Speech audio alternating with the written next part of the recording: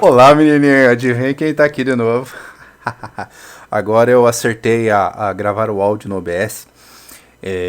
Então eu fiz um vídeo aqui de 30 minutos falando um monte de coisa e eu vi que não tava gravando o áudio. Isso chama-se noob, tá? Mas enfim, vamos lá.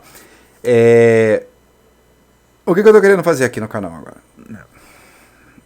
Vídeos curtos nos quais a gente vai começar a aprender a utilizar programação científica, certo?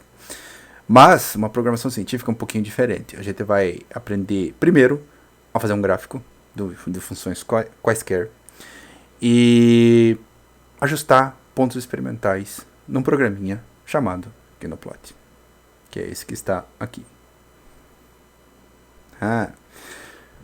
Depois disso, depois que a gente aprender a fazer um gráfico bem bonito, bem legal, bem ajeitado, a gente vai aprender a utilizar um editor de texto que ele é muito mais prático. Você vai ver como ele é muito mais prático. Em que sentido ele é muito mais prático? Em questão de referenciamento, em questão de layouts para artigo. Você vai ver assim que você pega um layout já que está numa revista, você utiliza esse layout e basicamente você não precisa ficar mudando muita coisa. Uma coisinha ou outra você muda, mas você não precisa assim mudar muita coisa. Por exemplo, ficar no Word lá arrumando legenda, que a legenda tem que estar de um jeito, porque a revista pede de um jeito A. Daí você resolveu mudar de revista, daí você vai lá e tem que mudar toda a documentação do Word e tal, e fazer tudo isso na mão. Referência, você vai ver que não precisa ficar ali assim, tipo, a referência para submeter numa revista X vai ser de um jeito, e daí, sei lá, por cargas d'água lá, você mudou para a revista Y, as referências são diferentes e eu preciso mudar tudo isso na mão. Não. Tem programas que fazem isso no ponto doc, que são, que nem o Mendeley, né? Ele faz. Quem sabe usar, beleza. Eu prefiro, né, utilizar um outro. E as equações ficam mais bonitas nesse outro que a gente vai dar uma olhadinha, que é o LaTeX. Que delícia. Se todo mundo usasse LaTeX, a vida dos pesquisadores seria melhor. Eu vou ensinar vocês a fazer mexer para escrita para um artigo, né, que é tipo layout ali, bem bonitão. Teses, dissertações, vocês vão ver que é bem mais simples ali. Ele segue as normas da BNT, então, cara, é muito mais interessante. E apresentações, cara, se você faz uma apresentação no LaTeX, fica show de bola, porque as equações, para quem trabalha com a parte matemática, fica maravilhoso. E fora que você vai aprender a usar o Gnoplot, salvar uma figurinha EPS e ficar melhor mesmo. Eu, pelo menos, acho mais bonito. Então, você já aprendeu a fazer isso. E de quebra, mais pra frente, a gente vai começar a utilizar, a gente pode fazer alguns vídeos também explicando a parte de computação científica no quesito de cálculo numérico. Por exemplo, utilizar o método Newton-Raphson, utilizar uns métodos de Range-Kutta para resolução de EDO, utilizar métodos estatísticos em R, por exemplo, que é uma ferramenta muito boa para você trabalhar com isso. Utilizar algumas coisas referentes a sistema dinâmico, né? Usar algumas brincadeiras, alguns exemplos. Eu chamo de brincadeira, mas na verdade são exemplos para você trabalhar a teoria de grafo, para quem gosta, né? Então, vai ser muita coisa assim que a gente vai poder trabalhar, vai poder assim explorar, e que com vídeos curtos, e a gente vai chegar ao ponto de você olhar assim, não, eu posso fazer esse trabalho para o meu curso universitário, para o meu curso de ensino médio, nada impede você pegar um problema físico, um problema matemático, um problema biológico, um problema social, enfim. Vocês vão ver que física, matemática, química, biologia são crianças legais num parquinho legal que estão brincando e sempre trocando ideia, e gera problemas fabulosos. Então dá para você fazer bastante coisa nesse sentido, né? E você vai aprender um ferramental que você vai explorar totalmente de graça com vídeos curtos que você vai aprender aqui no canal. Qual a forma?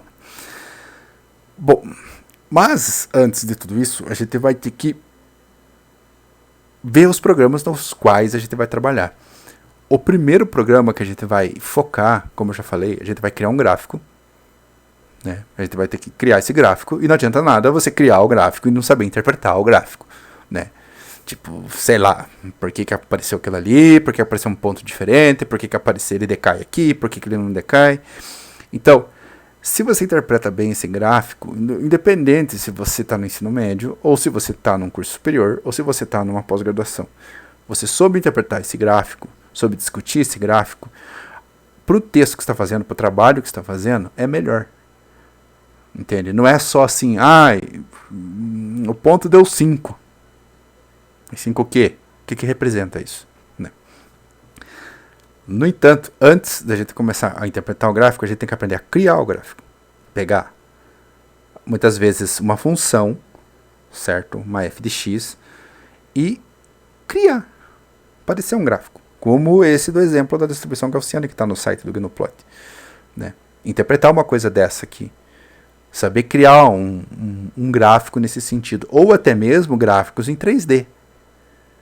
Né? Você criar uma esfera. Às vezes você precisa de um fenômeno que precisa de uma esfera. Precisa de um paraboloide. Precisa, sei lá, de algum hiperboloide. Alguma coisa. E você saber interpretar. Você saber, por exemplo, meus resultados deram uma matriz. Se eu colocar uma matriz gigante lá, eu não consigo interpretar, mas você vai lá e vai constrói um gráfico disso daí.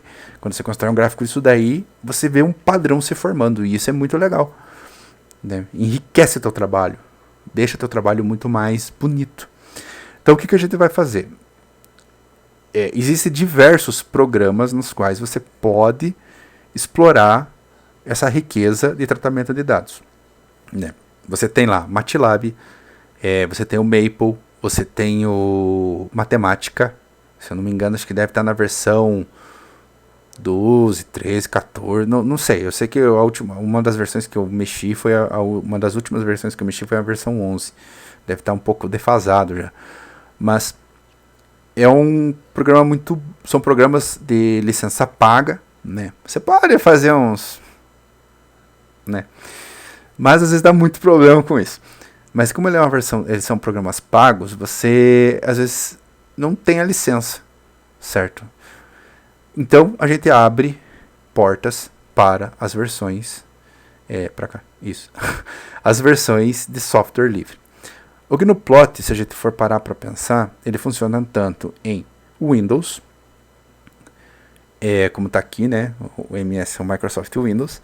Ele funciona nos computadores da Apple, né, naqueles MacBook e tal lá. Ele tem as versões que você pode instalar. Por exemplo, você tem aqui as contribuições para os binários do OS X. Né, você consegue instalar ele e trabalhar lá. E tem a versão para Linux. O script que vai funcionar no Linux é o mesmo script que vai rodar no Windows. É o mesmo script que vai rodar no OS. Vai mudar alguma coisa? Não vai mudar nada. Você só vai mudar o sistema operacional. O resto, às vezes é uma linhazinha a mais que você coloca ali para poder gerar alguma coisa. Nesses vídeos eu vou dar ênfase para as versões em Linux, certo? Mas vai ter um vídeo que eu vou fazer que é a instalação desse cara aqui no Windows. Porque a maioria de vocês vai querer usar no Windows. Assim como o LaTeX, a maioria de vocês vai querer usar no Windows. A programação que a gente vai utilizar depois para cálculo numérico, vocês vão querer utilizar no Windows. Então o que eu vou fazer? Eu ensino a instalar no Windows, mas a gente vai rodar as coisas no Linux. Beleza? Se você entrar nesse site aqui do Gnuplot, né, como ele é um software livre, você vai ter os downloads dele aqui. Você vai ter tutoriais e os guias para você trabalhar. E você vai ter as demos dali. Você tem um mundaréu de exemplo aqui. E esse mundaréu de exemplo, às vezes você vai consultar, porque, claro, a gente vai explorar algumas coisas, mas não vai ser tudo. Né? Se você clicar em download, você já vai entrar nos repositórios para os arquivos binários. Acho que talvez ele demore para carregar. Enfim, mas enquanto ele está carregando, só porque eu falei, ele vai carregar.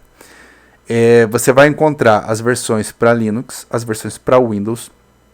A versão para Windows, você clicou ali, abaixa o .exe, clica, ele já vai instalar para você. É a coisa mais simples do mundo. Para você que usa Linux, eu vou aconselhar, no meu caso, como eu uso o Ubuntu, você pode abaixar os binários nesse mesmo site. Cara, vai demorar para carregar. A internet está ruim hoje.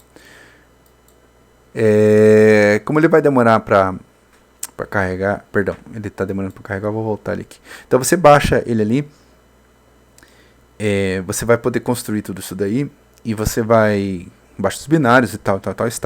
Como eu uso a versão do Ubuntu, a nova, que é 20.04, algo assim, no Ubuntu é muito mais fácil de você... No Ubuntu é muito mais fácil de você instalar, certo? Como que eu instalaria no Ubuntu? Eu só venho aqui, sudo apt-get install Gnuplot. Enter. Você vai digitar a senha no seu terminal. No meu caso já está instalado. Ele vai instalar para você. Aqui tem a versão mais recente dele, a 5.2, a versão mais recente nos repositórios do Ubuntu. Não pode ser que tenha uma versão nova naquele site que a gente estava vendo agora há pouco. Bom, quando você instala ali no Windows ou no Linux, você vai se deparar no terminal. Depois eu vou mostrar para vocês como trafegar pelas pastas. Isso que é legal, você vai aprender Linux também. Alguns comandos básicos, pelo menos. Se você escrever Gnuplot nessa tela, ele vai aparecer isso aqui, que é a mesma coisa do seu software instalado no Windows. E isso vai ser muito bacana, porque essa interface aqui é a mesma, certo? É a mesma. Só que no Windows ele vai aparecer isso daqui, você tem que dar um comandinho nele aqui e mudar algumas configuraçõezinhas nele aqui, que é do menu que vai aparecer na janelinha dele lá, para você chamar o arquivo do script, certo? Aqui não, aqui a gente vai pelo terminal e chama o Gnuplot e o arquivo do script, tudo ao mesmo tempo ele constrói o gráfico para você. Só que isso a gente vai ver com calma em ambos, certo? Para não ter perigo e todo mundo acompanhar. Não precisa você sair formatando seu computador. Não precisa, você vai ver que ele construiu em um, você consegue fazer no outro. É simples. Só para a gente fazer um teste, e para vocês verem como é simples, eu quero instalar aqui, certo?